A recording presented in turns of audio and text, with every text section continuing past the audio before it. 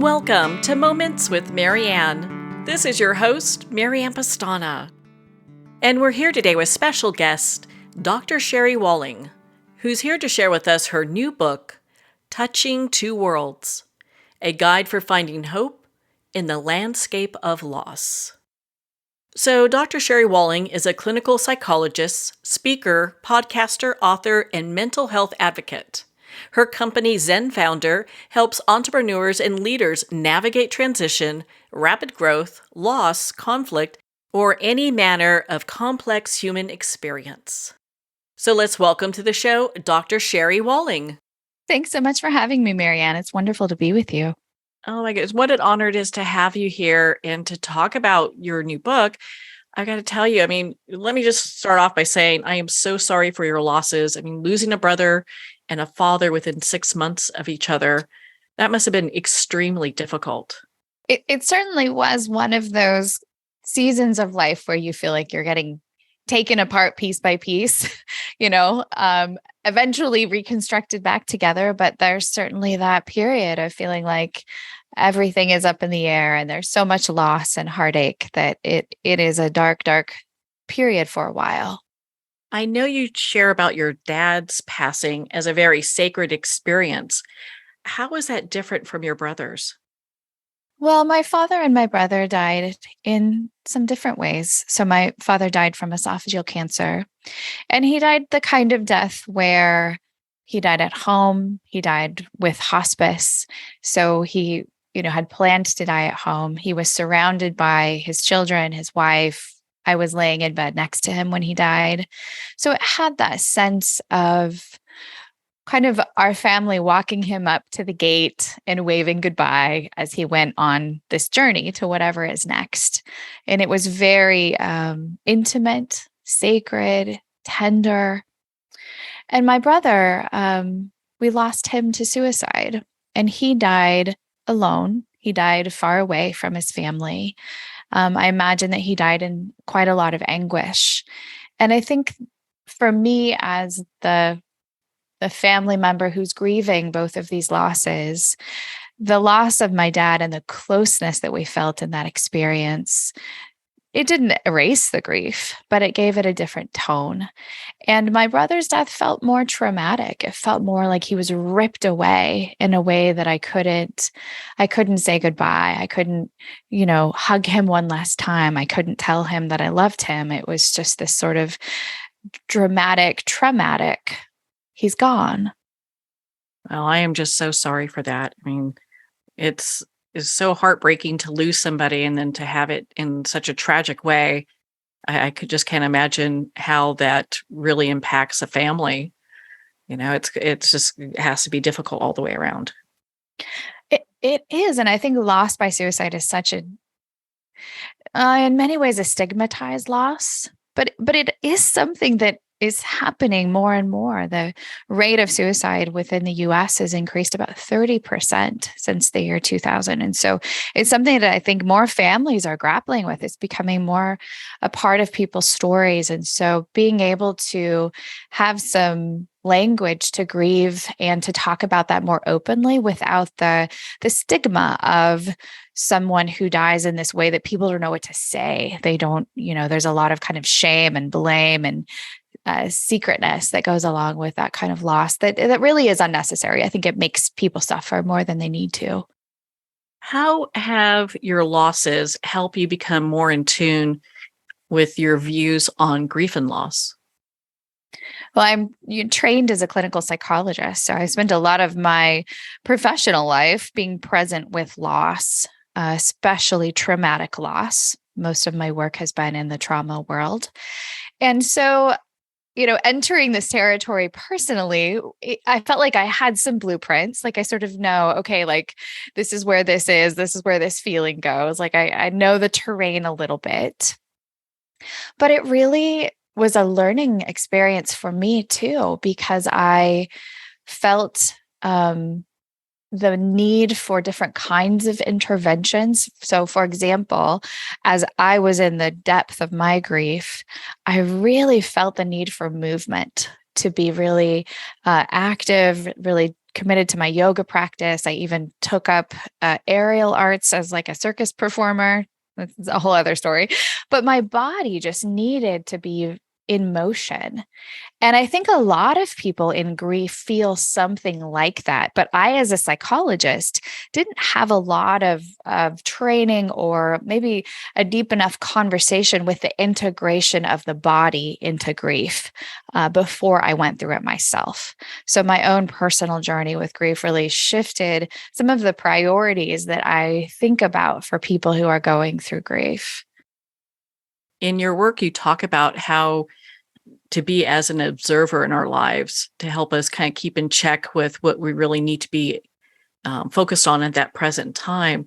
How do we do that, and why is that important? Oh, I think self-observation is one of the superpowers of our very busy, overwhelming, stimulating context and culture. So I think some of the simplest strategies for self-observation are journaling, are just having a practice where you are writing about your own self with regularity every day, checking in about emotions, about high points, about low points, kind of observing the ins and outs, the ups and downs of your day, of your life, and learning from them, noticing the moments where you thrive, noticing the moments where it feels like the life is being sucked out of you, and using that as data to help you make decisions. So self-observation is a practice. It can be like a meditation practice or like a yoga practice, but it's part of our day that's woven in to help us feel curious about our own selves, to understand ourselves better, and to be kind of learners of our own psyche. How is grief, and especially when you've been a caregiver for a loved one, how does that also impact you as a parent? Because I know you have children, and so it's kind of like this thought process of how do you manage both at the same time? Yeah. So during the season of these losses, my children were 8, and 12. So kind of later elementary school. And they were very aware of what was happening, certainly with my dad, and pretty aware of what was happening with my brother. He was battling alcoholism and to hit some depression as well. So his illness was also chronic and then became obviously eventually fatal. So my kids were having their own experience of loss.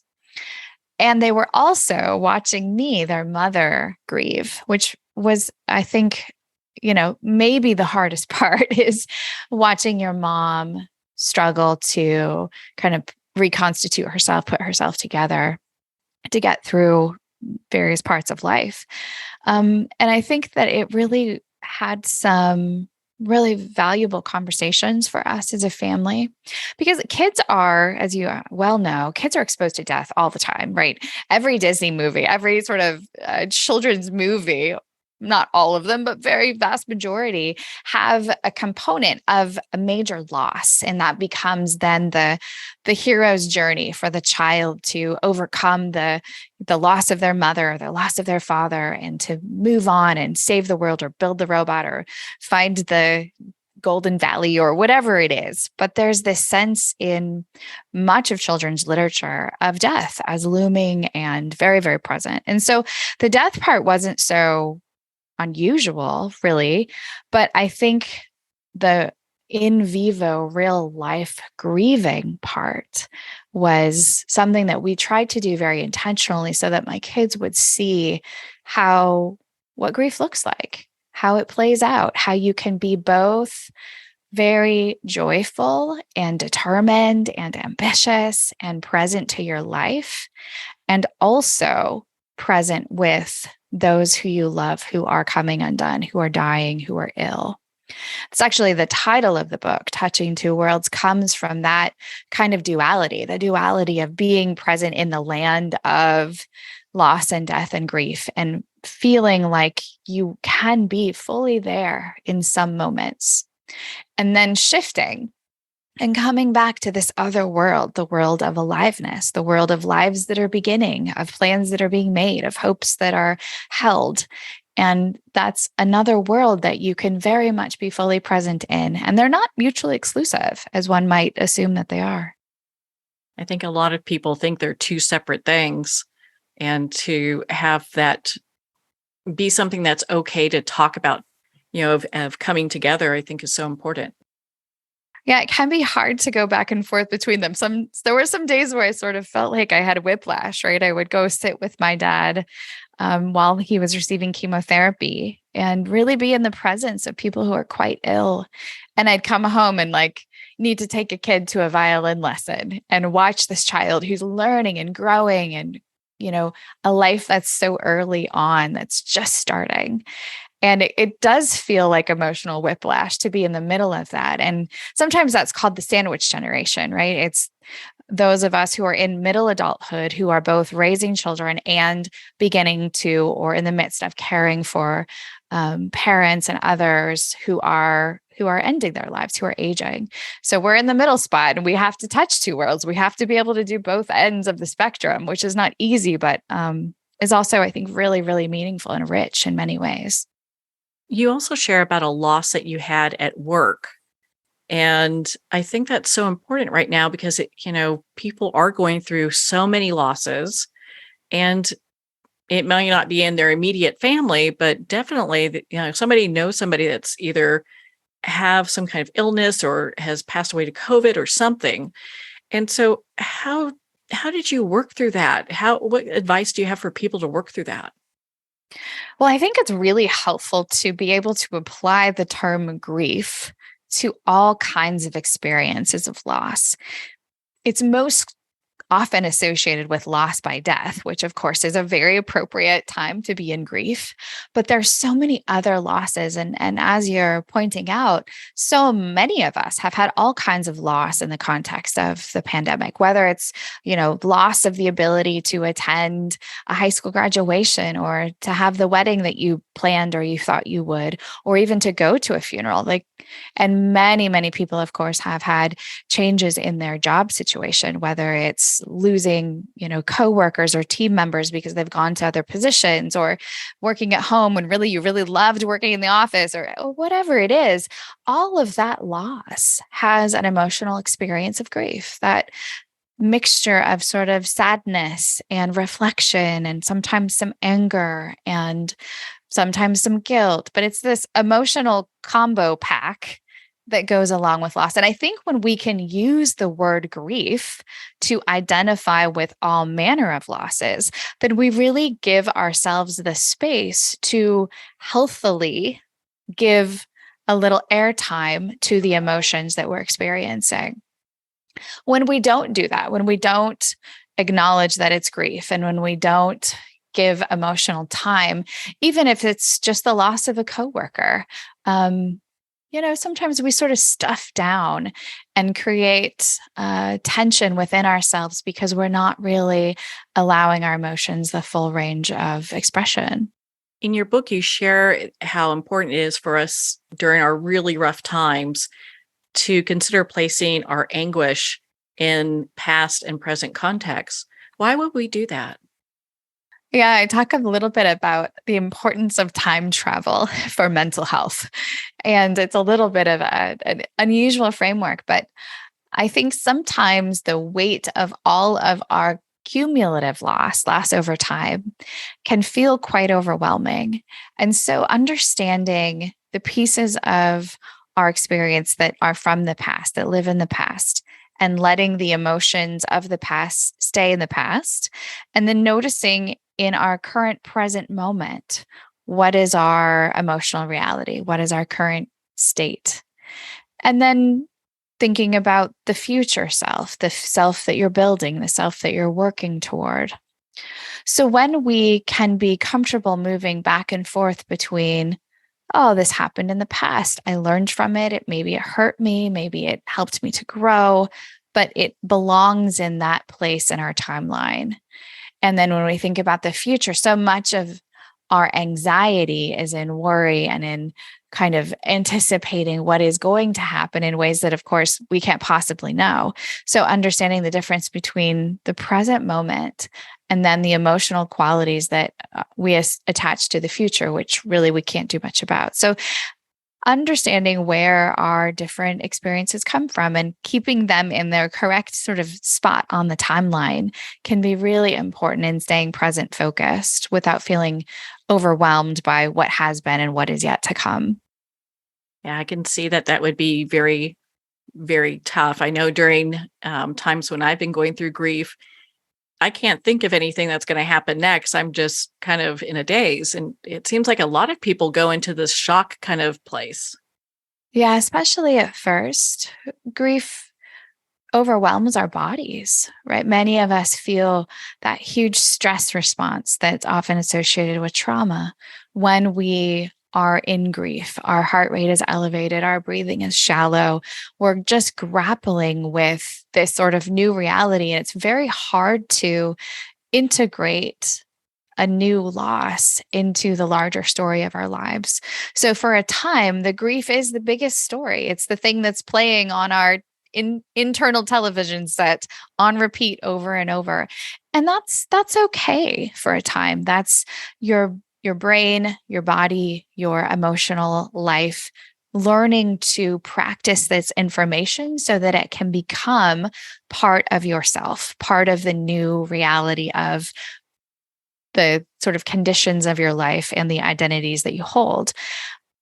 Over time, that eases, and there's other channels that play, other stories that become important, and our emotions and our physiology come back to either our previous homeostasis, our sort of baseline, or they make a new baseline. Of course, grief is not linear. And so many people then experience maybe around a 1-year anniversary or the birthday of someone lost, or these key times in maybe the season or the calendar, that maybe that grief intensifies again. And maybe you have a couple days or just an hour where you feel like you're right back in it with that urgency. And that is also pretty normal. A lot of people feel that fluctuation. But I think for folks who might be listening who are really in those acute phases of grief, knowing that that is part of your body grappling with this very significant shift that's happening, and that's normal. If it becomes overwhelming or feels like it's going on way too long, or something like that, then that's also a time or place when working with a therapist or a grief counselor can be helpful in at least providing some framework and providing some source of comfort.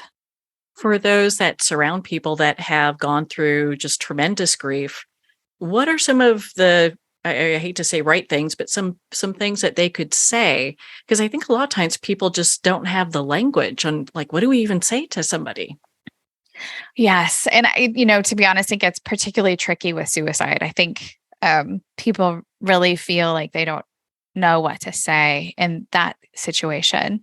But I think one of the most wonderful ways to come alongside besides someone who's grieving is to offer choices and options as much as possible.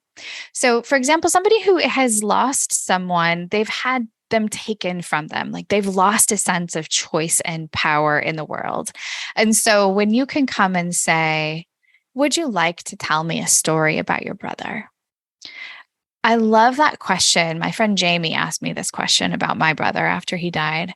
And I loved the question because it was a choice. Would you like to? And then she invited me to talk about my brother, but not just about his death, about his life, or about anything I was thinking of about him. I think one of the tragedies of people who love those who have passed on, whether by suicide or any other way, is sometimes their death becomes it's like the headline of their life, right? It becomes the lead of the story. And of course, the fact that my brother is dead is a huge part of my life, but there's so much life that we shared together that I don't want those stories, those memories, that to get lost in the story of his death. The other thing that, of course, is really helpful for folks who are grieving is just practical help. Certainly in those early days, a lot of people don't really feel like cooking, not super fun to walk the dog maybe, or tending to the yard. So when people can come over and just say, hey, I don't know what to say, but I have 2 hours. Can I pull the weeds in your backyard for you? Or can I come in and, bring you some food? Those kinds of things I think are really loving expressions of support and help when you don't know what to say. And that's okay. There's often not a great thing to say. So love without words is a perfectly acceptable way to show up for someone who's grieving. Well, thank you for sharing that, because that's even been something I've struggled with, here and there. And I just, don't want to do anything that would cause any more pain. And so I think a lot of times, myself included, people just kind of get a little stuck. Sure. Well, I know in your book you share about having these moments of reflection, and you have exercises for that. Can you share one for us? Sure. One of the ones that I did a lot in the story of my grief was to reflect on the experiences of losing my dad and my brother, and challenge myself to kind of make a list of the pieces of those grief stories that I wanted to hold on to, like the things that I learned, the ways that people helped me, the poets that I loved, right? Just the pieces of this story that I really wanted to hold. And then I made a list of the parts of the story that I wanted to let go of. So I wanted to let go of any anger that I had towards my brother. That might be different for other people, but for me, it was something I just didn't want to carry with me for the rest of my life.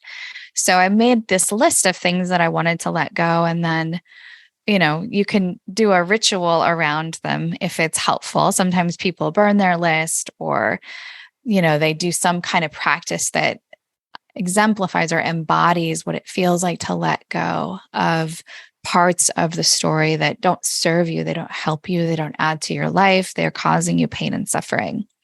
And then on the other hand, that list of things that you want to hold on to, the beautiful moments, the lessons, the expressions of love, you hold that, you keep it, maybe hang it up somewhere.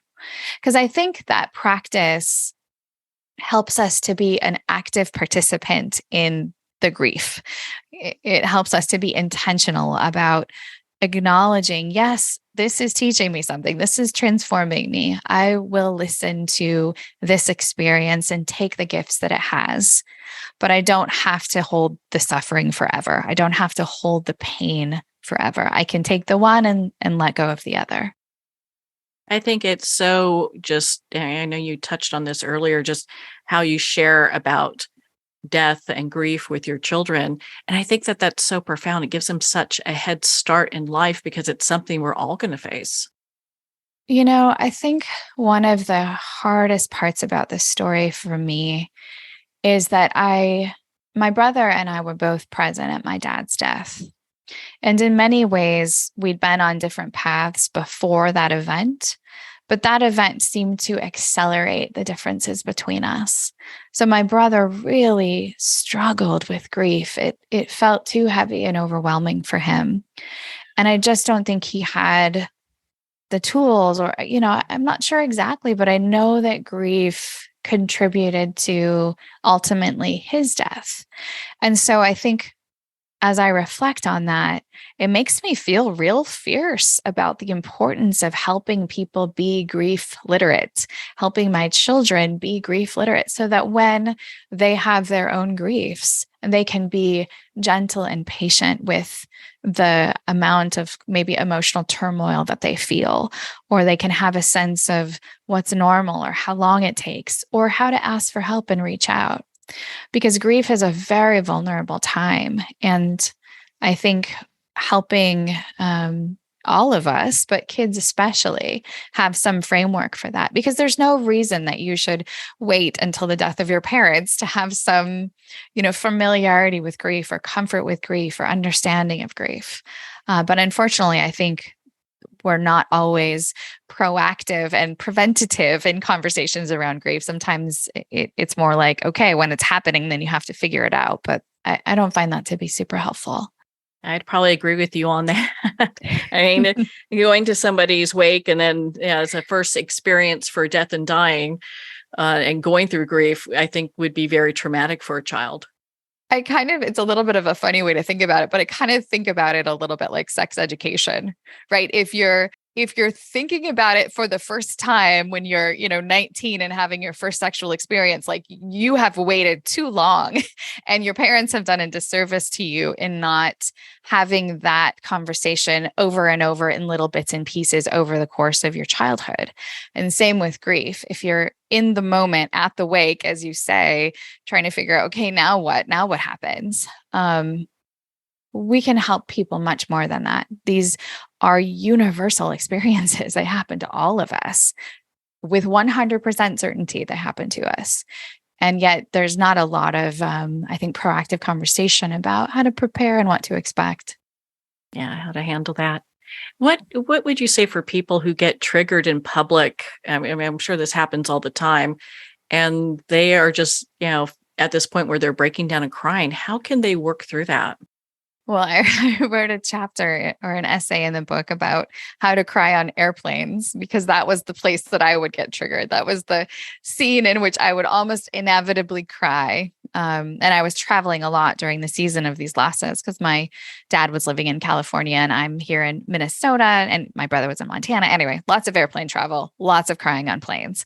And so I think the ability to just sort of plan ahead, like if you know that you're maybe prone to crying and you don't like the experience of crying in public, there's something to be said for some big sunglasses and maybe a scarf or a hood or something that kind of gives you a little privacy.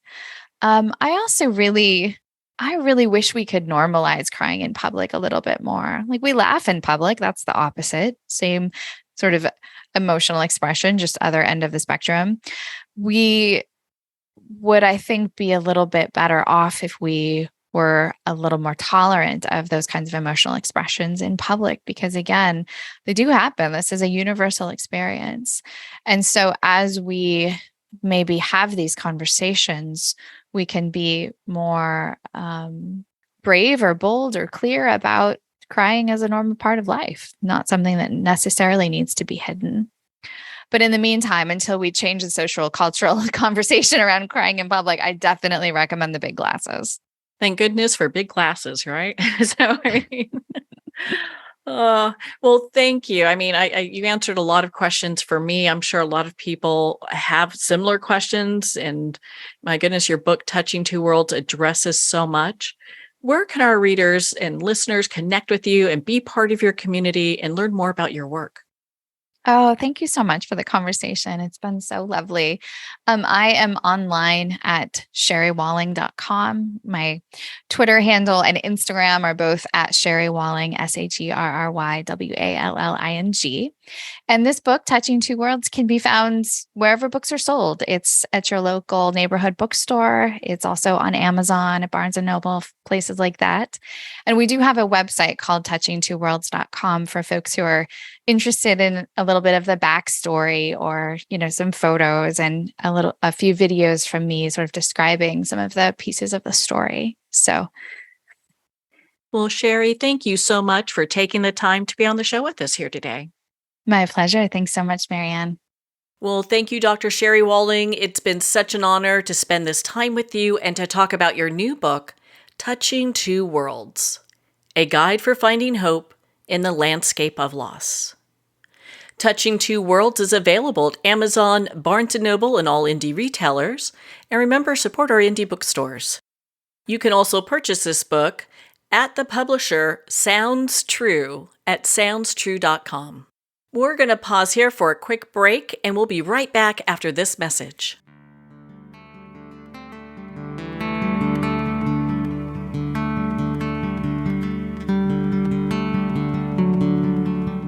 I'd like to thank Jason Eastwood at Guitarfulness for sharing his inspiring music and talent with us. His music is known worldwide for cultivating atmospheres of harmony, inner peace and clarity. Visit Jason's website at guitarfulness.com. Join his newsletter, be part of his community, and download his music.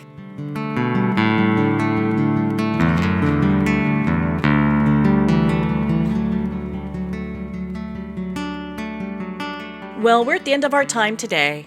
I'd like to thank everyone for tuning in.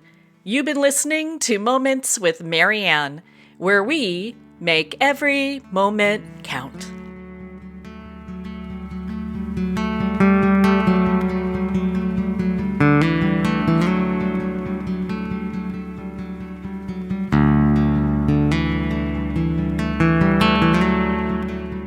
In a single moment, your life can change. Moments with Marianne is a transformative hour that covers an endless array of topics with the best of the best. Her guests are leaders in their fields, ranging from inspirational authors, top industry leaders, and business and spiritual entrepreneurs. Each guest is gifted and a true visionary, a recognized leader in her own work, and while teaching others to develop, refocus, and grow, Marianne will bring the best guest and sometimes a special surprise. Don't miss this. You never know just which moment will change your life forever. Make sure to tune in and visit momentswithmarianne.com for more information.